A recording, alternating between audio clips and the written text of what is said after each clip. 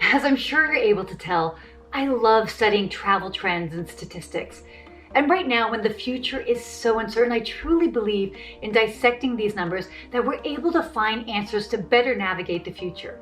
So I wanted to share some interesting numbers and headlines that I saw this week, as I think that they'll give us, as both travelers and travel industry professionals, some insight into the future.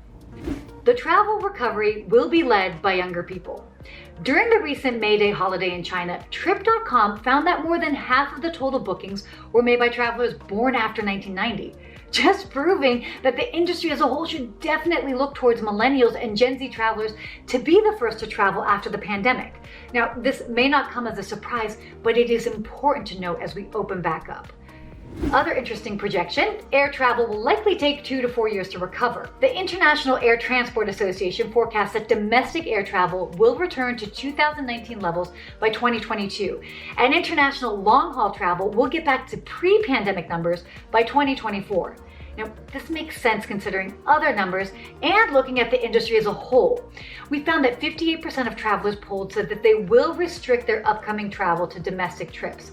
But get this, the biggest factor holding travelers back from flying are required quarantines in international destinations.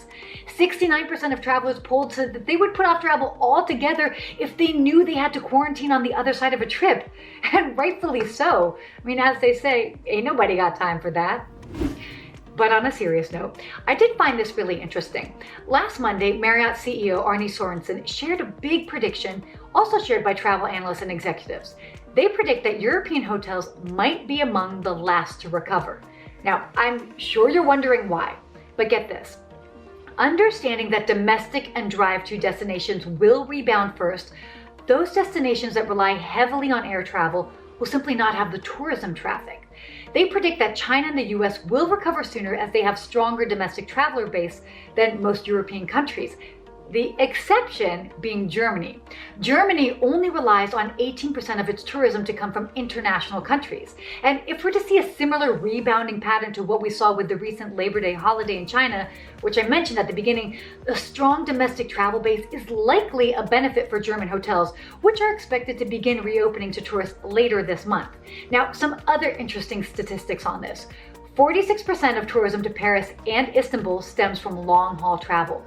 This is the highest percentage of any of the European cities. Lisbon is 44%, Rome is 43%, and Barcelona and Madrid get 40% of their tourism from longer international flights. Now, on the other side of the spectrum, and why I brought up Germany, is that Berlin is the only German city to come up in the top 15 European cities for international travel. Berlin gets only 21% of its tourism from long-haul traffic. And even looking at hotel numbers, about 76% of European hotels were temporarily closed at the end of April due to restrictions from the coronavirus pandemic. Comparatively, that number was only 16% in the US and 38% in Asia. Even occupancy rates share a similar story.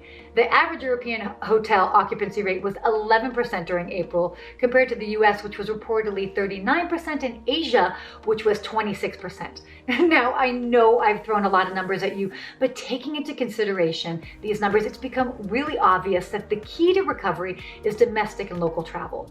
Those who are not set up for this will simply take longer to recover. And if countries are looking to entice travelers back, they will need to relax quarantine measures upon arrival, which, by the way, I say this not to suggest that it's done in haste, but to be mindful of how restriction impacts parts of the economy. Well, that is it for today's dive into the travel industry numbers. I hope that you learned something new, or that you were at least inspired to think about recovery in a different way. And that's it for today. Until next time, I will see you then.